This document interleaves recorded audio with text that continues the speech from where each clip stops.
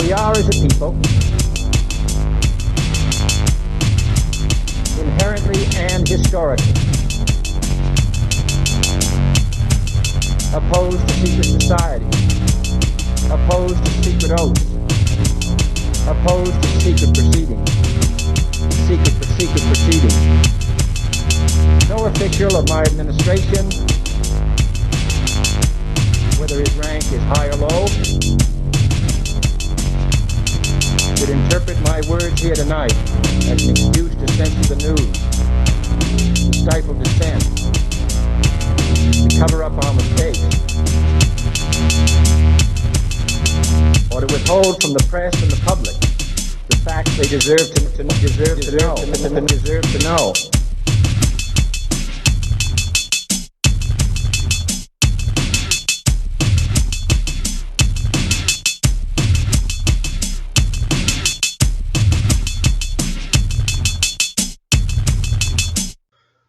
Welcome to Conspiracy Corner Podcast, everyone. This is Abe, your host. It is Monday, June the 6th, 2022. Just got off work. It was actually a pretty good Sunday. We just took our time, worked really slow. That way we had plenty to do. Sat and talked to a bunch of conspiracy theories with a coworker. I was actually surprised. I didn't really know how deep into conspiracy she was until she just started opening up about it. Talking about Anderson Cooper's mom is a Vanderbilt. Just all sorts of crazy shit, like deep down the rabbit hole. But yeah, it was a pretty good night at work. As far as that update, not really much to say. Got today off. Gonna cook some steak. I haven't had a steak in fucking forever, so I'm psyched. But yeah, let's get on with the show. So let's get on with the first story. You might have heard about this, you may not. But I can't stand Nancy Pelosi, so this to me, I couldn't help but crack up about it. Pelosi's husband arrested on suspicion of DUI in California. Napa, California. Paul Pelosi, the 82-year-old husband of U.S. Speaker of the House Nancy Pelosi, was arrested this weekend on suspicion of DUI in Northern California. Police records showed Sunday. Now, there is a lot of conspiracy theories going around. Honestly, the guy I heard it from, he's real big into QAnon, so I don't really believe it, but he had heard from one of his sources, which I don't really put much grain of salt in his sources. Once again, he's a Q-tard guy. I love him to death, but he was telling me, somebody was saying that he was arrested for cheese pizza. If you catch my drift, if you catch the code word, I don't believe it. I need evidence, but that's just me. Paul Pelosi was taken into custody late Saturday in Napa County, north of San Francisco, according to a sheriff's office online booking report. He could face charges including driving under the influence and driving with a blood alcohol content level of 0.08 or higher, the report said. Pelosi's bail was set for $5,000 for the two misdemeanors, records showed, so he's out. I mean, that's chump change to Nancy Pelosi. No other details were immediately available. California Highway Patrol Officer Andrew Barclay said more information would be released later Sunday.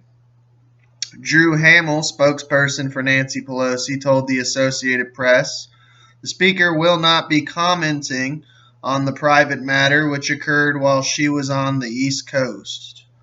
The House Speaker was in Providence, Rhode Island on Sunday, where she delivered the commencement address at Brown University. Pelosi's arrest was first reported by TMZ. Paul and Nancy Pelosi have been married since 1963. Yeah, and I also heard that he caused a car accident too. So, I don't know. I can't find anything about that. So, let me know in the comments if that's true. I heard it from Salty Cracker. So, yeah, fun.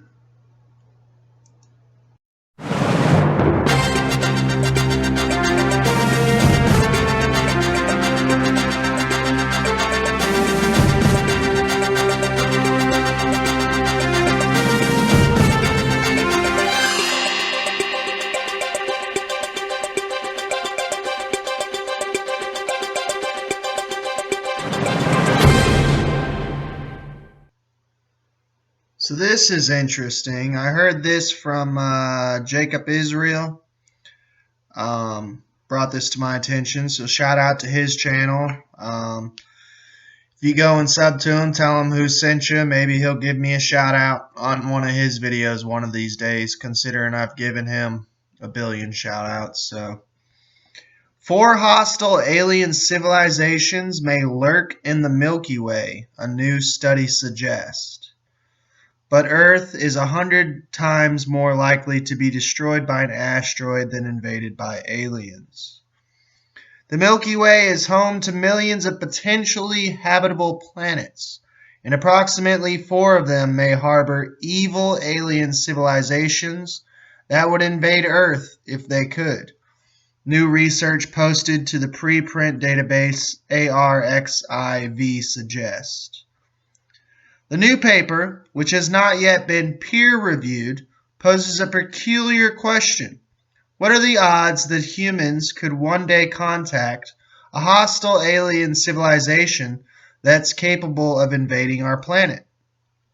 To answer this, Soul Study author Alberto Caballero, a doctoral student in conflict resolution at the University of Vigo in Spain, began by looking back at human history before looking out to the stars. Quote, this paper attempts to provide an estimation of the prevalence of hostile extraterrestrial civilizations through an extrapolation of the probability that we, as the human civilization, would attack or invade an inhabited exoplanet, Caballero wrote in the study.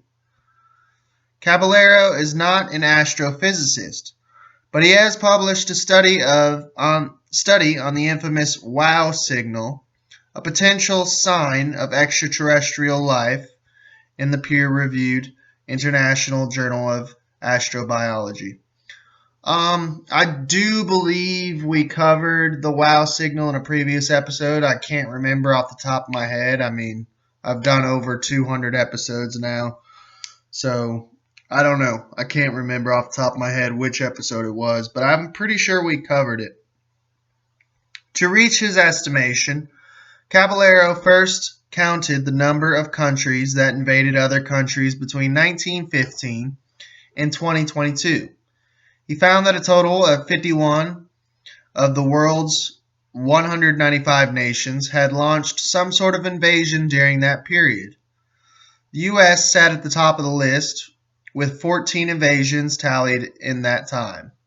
Then, he weighted each country's probability of launching an invasion based on that country's percentage of the global military expenditure. Again, the U.S. came out on top with 38% of global military spending. From there, Caballero added each country's individual probability of the instigating an invasion, then divided the sum by the total of number of countries on Earth, ending up with what he describes as the current human probability of invasion of an extraterrestrial civilization.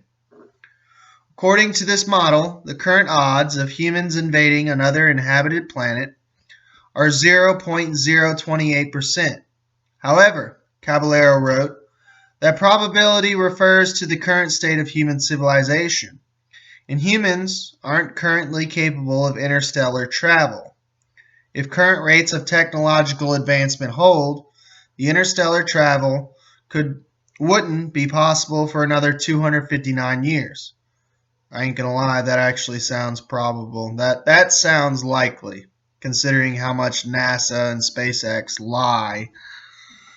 Caballero calculated using the Kardashev scale, a system that categorizes how advanced a civilization is based on its energy expenditure. Assuming the frequency of human invasions continues to decline over that time at the same rate that invasions have declined over the last 50 years, an average of minus 1.15% per year, according to Caballero's paper, then the human race has a 0.0014% probability of invading another planet when we potentially become an interstellar or Type 1 civilization 259 years from now. That may sound like very slim odds, and it is, until you start multiplying it by the millions of potentially habitable planets in the Milky Way. For his final calculation, Caballero turned to a 2012 paper published in the journal Mathematical SETI, in which researchers predicted that as many as 15,785 alien civilizations could theoretically share the galaxy with humans. Caballero concluded that less than one of the Type 1 civilizations, 0.22 to be precise, would be hostile towards humans who make contact. However, the number of malicious neighbors increases to 4.42 when accounting for civilizations that, like modern humans, are not yet capable of interstellar travel, Caballero told Vice News. Quote, I don't mention the 4.42 civilizations in my paper because, one, we don't know whether all the civilizations in the galaxy are like us, and two, a civilization like us would probably not pose a threat to another one since we don't have the technology to travel to their planet, Caballero told Vice. 4 hostile alien powers doesn't seem like a lot to worry about. Furthermore, the probability that humans might contact one of these malicious civilizations and then be invaded by them is vanishingly small, Caballero added. The probability of extraterrestrial invasion by a civilization whose planet we message is around 2 orders of magnitude lower than the probability of a planet-killer asteroid collision, he wrote in his paper, adding that planet-killing asteroids like the one that doomed the dinosaurs are 1 in 100 million year events. Though Caballero's study poses an interesting thought experiment, the author admits his model has limitations. The invasion probability is based on a very narrow slice of human history, and it makes many assumptions about the future development of our species. The model also presumes that alien intelligence will have brain compositions, values, and senses of empathy similar to those of humans, which may simply not be the case, Caballero told Vice. I did the paper based only on life as we know it, he said. We don't know the mind of extraterrestrials, and by the looks of things, it'll be at least a few hundred more years until we do. But I don't know. I found it interesting. I was talking to a coworker. I was like, let's see, if there actually was 4 hostile alien civilizations in our Milky Way, I think definitely one would be the reptilians. The Greys, I would think, would be like 50-50. I don't know. Let me know in the comments if you believe in reptilians or the Greys or aliens in general, and what insectoids. Do you think insectoids would be hostile? Yeah, hit me up in the comments.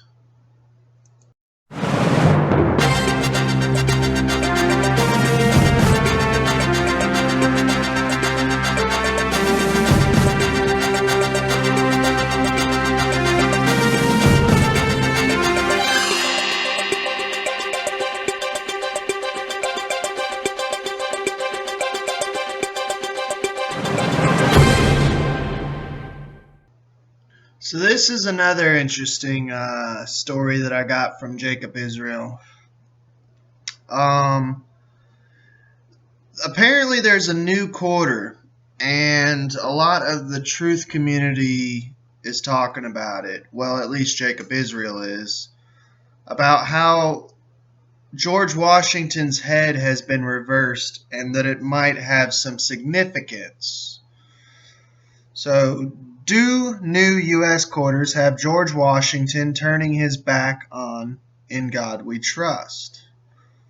The iconic portrait of U.S. President George Washington on United States quarters has become an unwavering symbol of our nation's strength, resolve, and economic might since its introduction in 1932. Through all the major changes the quarter has gone through, first transitioning from being made of 90% precious metal alloy to a comparatively worthless copper nickel coated copper coin in 1965, then a replacement of the eagle on the reverse for a series of new designs including states, parks, and national landmarks. If you'll remember, before the whole pandemic, there was a bat coin that came out. There's a lot of people in the truth community talking about that. Perhaps predictive programming. The image of Washington on the coin's obverse has remained virtually unchanged. Now the unforgettable design of our first president is being tossed out of the window for something entirely new in 2022. A revision that seemingly has the founding father turning his back on our national motto, "In God We Trust." Turning his back on God. According to the United States Mint, the major redesign is thanks to American Women Quarters Program, authorized by Congress, Circulating Collectible Coin Redesign Act of 2020. The most notable change on the coins is the removal of the old depiction of Washington. In its place is an alternate design proposed by Laura Garden Frazier for the quarter in 1932, where a noticeably blockier Washington faces right instead of left. Frazier's design is not completely new to American coinage. Her right-facing Washington graced a 1999 gold commemorative coin issued by the U.S. Mint. As many have noticed with the new portrait, the reversal of the direction also appears to have George Washington literally turning his back on the "In God We Trust" his portrait normally faces. When comparing the old quarter design to the new, it seems clear that Washington was repositioned with his back to the God-referencing motto. Whether that has any symbolic meaning to the designers of the new version is anyone's guess. However, it should be noted that some quarters in circulation have the words "at Washington's back" already. On the 2018 minted Voyageurs National Park quarter, Washington is facing the same direction, while "In God We Trust" was simply moved to the coin's other side. Nor is this the only exception to the classic design. Several others, like 2010's Hot Springs National Park quarter, also have the words "at Washington's back." Along with the new obverse design of the nation's first president, the quarters will also feature designs on the back intended to honor famous American women.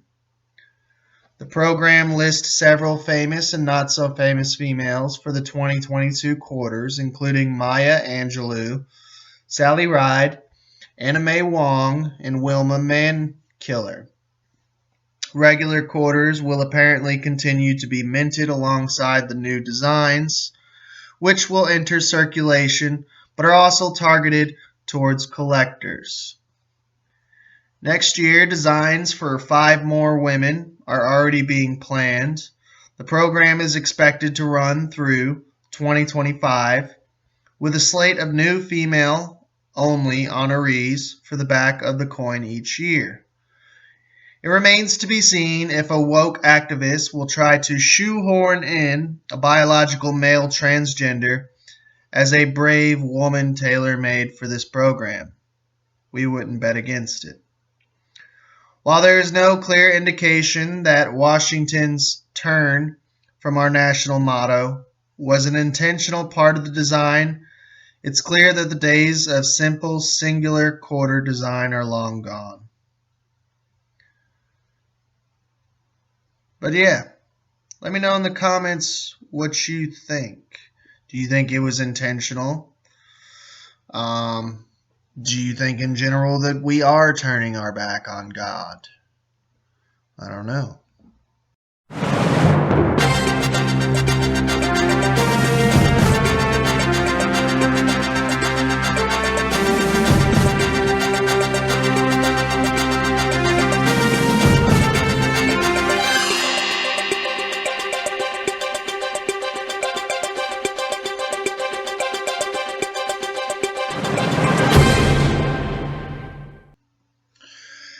So I've covered them before. I used to be a fan back in the day when they actually did just only comedy videos. H3H3 is at it again. Leftist YouTuber Ethan Klein suspended after NRA bombing joke. Ethan Klein, a left-wing YouTuber, was suspended by Google-owned platform on Friday after telling viewers to bomb the NRA meeting, a comment that was immediately followed by the YouTuber walking it back and calling it a joke. Klein made the comments on the H3 podcast amid a discussion about the Uvalde school shooting in Texas and the subsequent annual NRA conference. Protesters hold a rally at Discovery Green Park across the street from the National Rifle Association annual meeting held at the George R. Brown Convention Center Friday, May 27, 2022 in Houston. Quote, so there was a big protest outside the NRA meeting, which was good. Do we have any insight into what they are actually talking about there at the NRA meeting? That's today in Texas. Someone should blank that building. Amid nervous laughter from Klein's co-host, the YouTuber then tried to walk the comment back. Quote, I get a little carried away there. Nobody blank the building, all right? I take that back. Thank you. I took it a little too... I got a little passionate there. Let's roll it back. Rewind time. Let's protest that building. Let's blank it with emotional protest.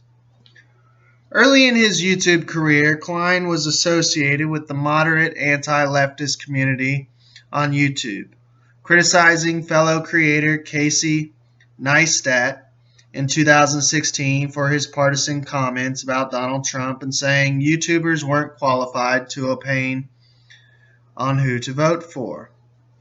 The way Casey talks about Donald Trump is that he almost implies he's some kind of Adolf Hitler, and implies if you don't vote for Hillary, you're going to be liable for whatever Holocaust he has set up his sleeve. Ethan continued, he almost paints him as an inhuman demon, which is just so unproductive. Don't listen to me, don't listen to Casey, I'm just a YouTuber. How does that qualify me to tell you who to vote for, he concluded.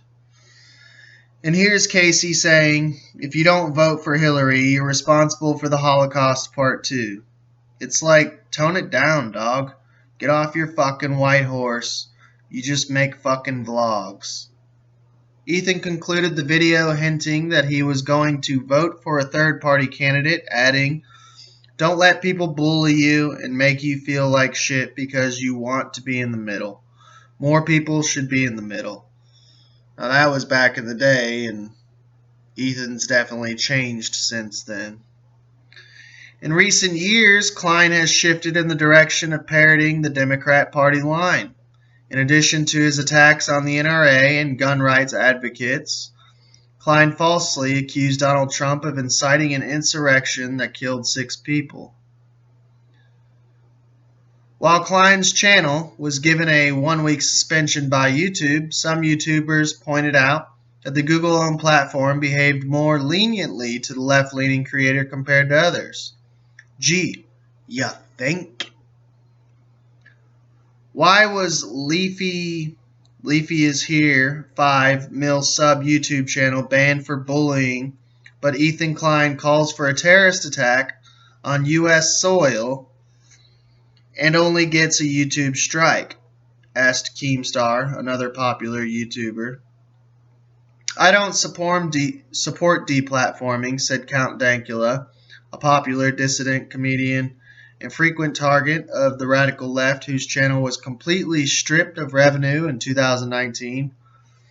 Yes, I am certain Ethan wasn't serious, but Twitter and YouTube bannings are like when a kid with a rich daddy kills a family during a DUI and only gets probation, but some random guy gets 2 years for 10 G of weed. We all notice and we all know why. Be right-wing and make videos criticizing anyone, and you are already walking on thin ice. The hammer could come down any day.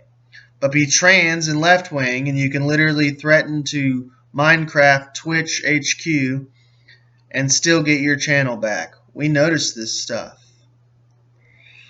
Yeah, we do. And it's crazy. But I'm not Ethan Klein. Here I am barely making it, switching between 2 channels that I have, and both of them have strikes. It's ridiculous, man. It's hard out there for a pimp. We are, as a people, inherently and historically opposed to secret society, opposed to secret oaths, opposed to secret proceedings, secret proceedings. No official of my administration, whether his rank is high or low, should interpret my words here tonight as an excuse to censor the news, to stifle dissent, to cover up our mistakes, or to withhold from the press and the public the facts they deserve to know.